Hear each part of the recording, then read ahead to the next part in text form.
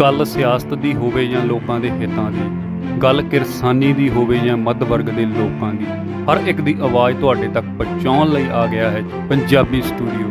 ਹਰ ਇੱਕ ਤਾਜ਼ਾ ਤਰੀਨ ਖਬਰ ਸੁਣਨ ਦੇ ਲਈ ਸਬਸਕ੍ਰਾਈਬ ਕਰੋ ਸਾਡਾ ਚੈਨਲ ਪੰਜਾਬੀ ਸਟੂਡੀਓ। ਅੱਜ ਅਸੀਂ ਗੱਲ ਕਰਾਂਗੇ ਖੇਤੀ ਆਰਡੀਨੈਂਸ ਬਾਰੇ।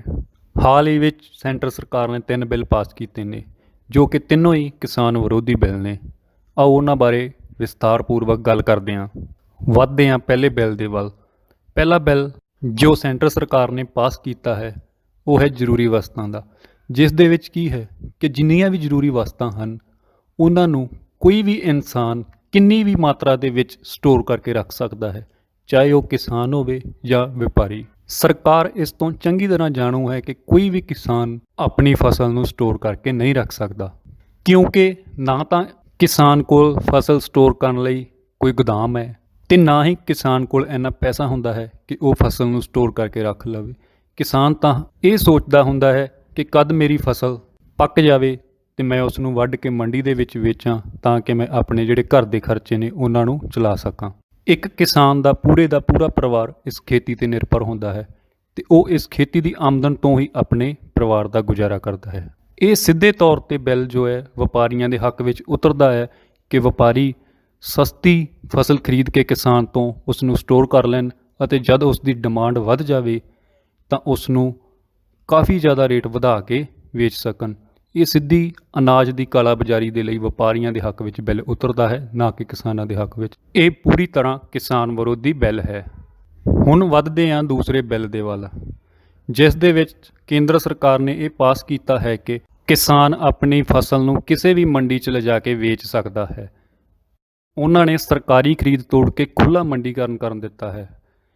ਕਿਤੋਂ ਦਾ ਵੀ ਵਪਾਰੀ ਆ ਕੇ ਕਿਤੇ ਵੀ ਫਸਲ ਖਰੀਦ ਸਕਦਾ ਹੈ ਅਤੇ ਕਿਸਾਨ ਵੀ ਆਪਣੀ ਫਸਲ ਨੂੰ ਕਿਤੇ ਵੀ ਲਿਜਾ ਕੇ ਕਿਸੇ ਵੀ ਸਟੇਟ ਦੇ ਵਿੱਚ ਵੇਚ ਸਕਦਾ ਹੈ। ਸਰਕਾਰ ਇਸ ਗੱਲ ਤੋਂ ਚੰਗੀ ਤਰ੍ਹਾਂ ਜਾਣੂ ਹੈ ਕਿ ਕਿਸਾਨ ਆਪਣੀ ਫਸਲ ਨੂੰ ਕਿਸੇ ਹੋਰ ਸਟੇਟ ਵਿੱਚ ਲਿਜਾ ਕੇ ਨਹੀਂ ਵੇਚ ਸਕਦਾ, ਕਿਉਂਕਿ ਟਰਾਂਸਪੋਰਟੇਸ਼ਨ ਹੈ ਨਹੀਂ, ਢੋਆਈ ਦਾ ਸਾਧਨ ਹੈ ਨਹੀਂ ਕਿਸਾਨ ਦੇ ਕੋਲ। ਉਹ ਕਿੱਦਾਂ ਕਿਸੇ ਹੋਰ ਸਟੇਟ ਦੇ ਵਿੱਚ ਲਿਜਾ ਕੇ ਆਪਣੀ ਫਸਲ ਵੇਚੇਗਾ। ਕਿਸਾਨ ਤੇ ਵਿਚਾਰਾ ਮਸਾਂ ਟਰਾਲੀਆਂ ਮੰਗ ਕੇ ਪਿੰਡ ਵਾਲੀ ਮੰਡੀ 'ਚ ਦਾਣੇ ਮਸਾਂ ਢੋਂਦਾ ਹੈ, ਉਹ ਆਪਣੀ ਫਸਲ ਕਿਸ ਤਰ੍ਹਾਂ ਦੂਸਰੀਆਂ ਸਟੇਟਾਂ 'ਚ ਲਿਜਾ ਕੇ ਵੇਚ ਸਕਦਾ ਹੈ। ਇਹ ਦੂਸਰਾ ਬਿੱਲ ਵੀ ਪੂਰੀ ਤਰ੍ਹਾਂ ਕਿਸਾਨਾਂ ਦੇ ਵਿਰੋਧ ਵਿੱਚ ਹੈ। ਇਹ ਨਹੀਂ ਹੈ ਕਿ ਸੈਂਟਰ ਸਰਕਾਰ ਇਸ ਬਾਰੇ ਕੁਝ ਨਹੀਂ ਜਾਣਦੀ, ਉਹ ਚੰਗੀ ਤਰ੍ਹਾਂ ਇਸ ਬਾਰੇ ਜਾਣੂ ਹੈ ਕਿ ਉਹਨਾਂ ਦੇ ਦੇਸ਼ ਦੇ ਕਿਸਾਨਾਂ ਦੀ ਕੀ ਕੰਡੀਸ਼ਨ ਹੈ। ਹੁਣ ਵੱਧਦੇ ਹਾਂ ਜੀ ਤੀਸਰੇ ਬਿੱਲ ਦੇ ਵੱਲ, ਜੋ ਕਿ ਉਹ ਵੀ ਪੂਰੀ ਤਰ੍ਹਾਂ ਕਿਸਾਨਾਂ ਦੇ ਵਿਰੋਧ ਵਿੱਚ ਹੈ। ਉਸ ਵਿੱਚ ਸਰਕਾਰ ਨੇ ਇਹ ਕਿਹਾ ਹੈ ਕਿ ਕਿਸਾਨ ਦੀ ਫਸਲ ਦਾ ਕੰਟਰੈਕਟ ਉਸ ਦੇ ਬੀਜਣ ਦੇ ਟਾਈਮ ਹੀ ਕਿਸੇ ਵਪਾਰੀ ਨਾਲ ਹੋ ਜਾਵੇਗਾ ਕਿ ਉਸ ਨੇ ਜਿਹੜੀ ਫਸਲ ਬੀਜਣੀ ਹੈ ਉਸ ਦਾ ਕਿੰਨਾ ਮੁੱਲ ਉਸ ਨੂੰ ਦਿੱਤਾ ਜਾਵੇਗਾ। ਨਾਲ ਇਹ ਵੀ ਕਿਹਾ ਹੈ ਕਿ ਕਿਸਾਨ ਦੀ ਫਸਲ ਦੀ 80% ਯਾਨੀ ਕਿ 80% ਤਾਂ ਕੁਆਲਿਟੀ ਹੋਣੀ ਚਾਹੀਦੀ ਹੈ। ਜੇਕਰ ਇਸ ਤੋਂ ਘੱਟਦੀ ਹੈ ਤਾਂ ਉਸ ਦੀ ਫਸਲ ਦੀ ਕੀਮਤ ਉਸ ਨੂੰ ਕੀਤੇ ਹੋਏ ਕੰਟਰੈਕਟ ਤੋਂ ਵੀ ਘੱਟ ਦਿੱਤੀ ਜਾਵੇਗੀ। ਇਸ ਨੂੰ ਮੌਕੇ 'ਤੇ ਨਿਰਧਾਰਿਤ ਕੀਤਾ ਜਾਵੇਗਾ ਕਿ ਇਸ ਦੀ ਕਿੰਨੀ ਕੁਆਲਿਟੀ ਡੈਮੇਜ ਹੈ ਅਤੇ ਕਿਸਾਨ ਨੂੰ ਕੀ ਮੁੱਲ ਦੇਣਾ ਹੈ ਇਸ ਦਾ।